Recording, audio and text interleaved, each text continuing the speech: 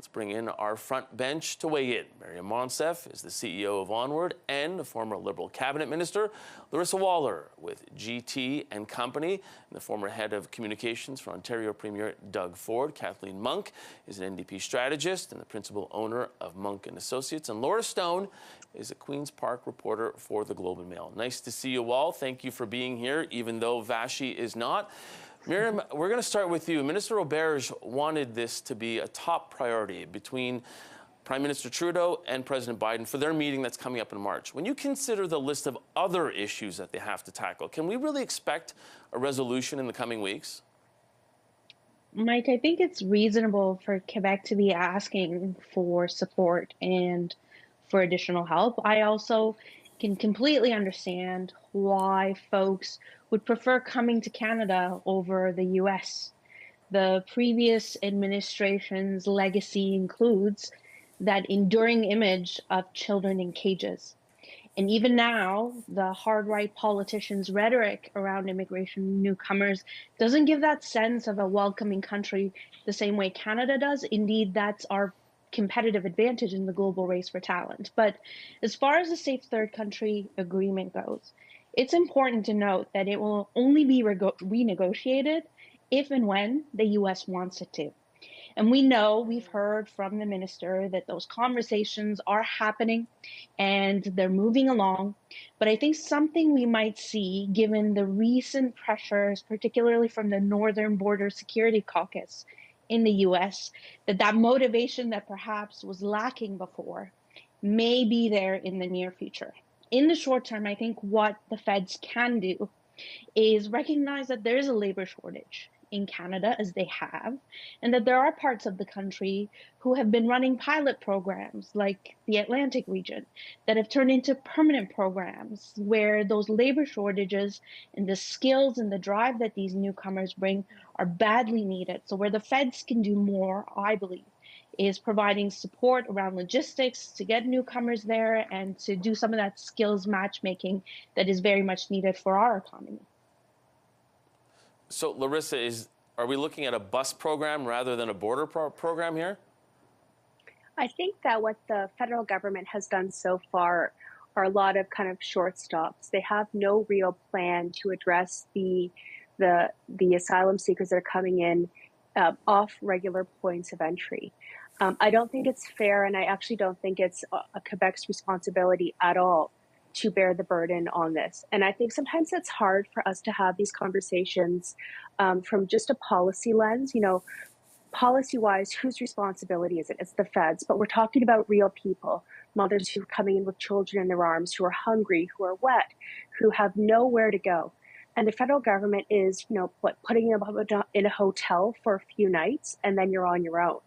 I think that the feds really have to come to the table.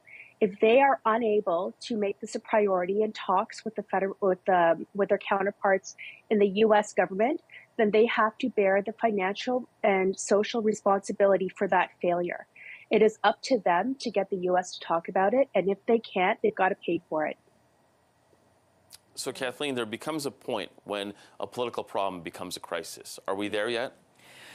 I'm not sure we're there yet. Certainly, Legault has upped the ante with this letter to the Prime Minister this weekend. I think that the chance to really get this on the Biden agenda is minimal, frankly. Mm-hmm. I mean, the competition for what's going to be on that agenda for the 24 to 36 hours that President Biden's going to be in Canada is extremely, extremely tough. They're going to be wanting to talk about Buy American. They're going to want to be talking about Ukraine, Haiti. The list goes on. So whether Safe Third Country Agreement will actually get on the agenda, I'm not so optimistic. But I want to point out what my colleagues have already said, that the federal government does need to step up. Mm-hmm. I mean, sure, Quebec saw close to 40,000 asylum seekers cross its border just last year, but the number of asylum seekers that Canada is accepting is far less than what the globe is taking, right? Yeah. When we look at the crisis internationally, a crisis that's resulted out of violence, out of economic insecurity, out of climate change, the number of, displaced people is over 100 million. million, according to UNHCR.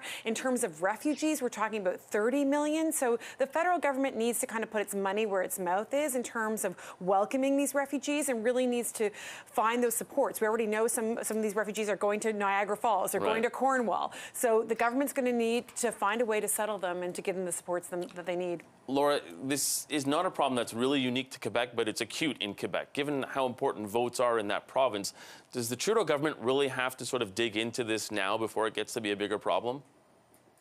I think that's a really good point, Mike, because if you'll recall, back in 2018, Ontario brought up these same issues. I was looking back at some stories that we wrote almost 5 years ago, which makes me feel really old.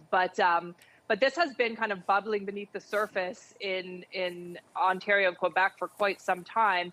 And I do think that this letter from Legault will probably have more of an impact than, say, someone like Premier Doug Ford complaining about it. And I think that is for probably more political considerations and an understanding that Quebec has been dealing with this for a very long time. So I think you've seen kind of federal ministers come out and try to placate Quebec more so than they've done with other provinces. But what's interesting about Quebec's demand is that the federal government will have to negotiate with other provinces over this.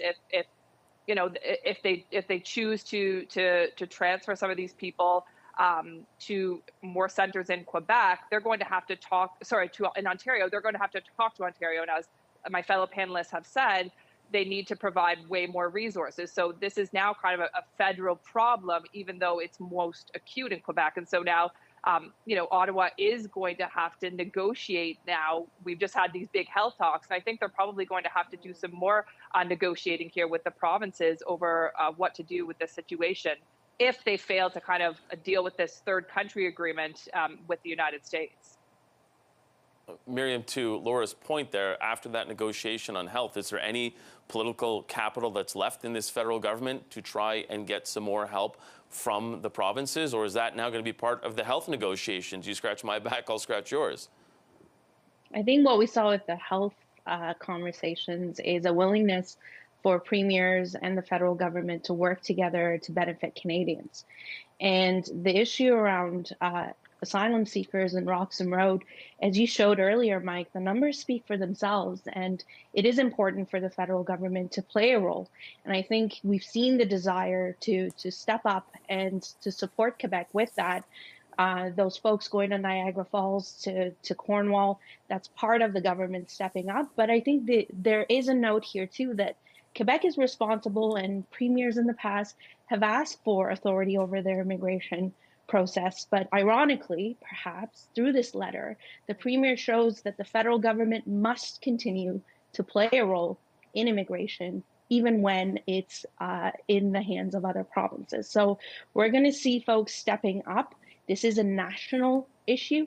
And if the coordination is done right, it will benefit those regions in the country who want these newcomers, who want these immigrants, and want to benefit from their desire to give back to our communities and fill our labor shortages. Okay, we're going to have to leave that subject there. Miriam, Larissa, Kathleen,